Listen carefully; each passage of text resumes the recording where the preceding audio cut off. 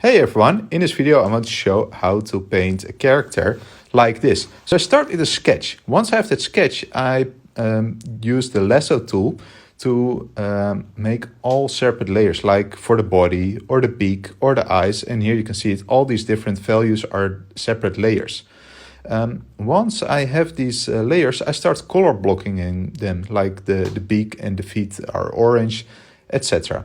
Once I have all those separate layers, I take a soft brush, just a regular soft brush, and start painting inside these layers, layer by layer.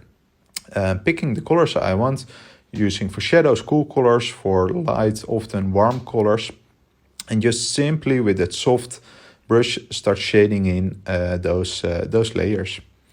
So once I've done that, I have all the basic shading like you can see here.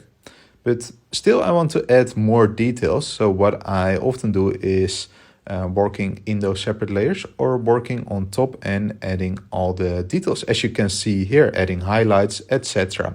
So that's how I paint a character like this. So if you want to see more, check out the link in my bio for all my online video ebooks and video tutorials.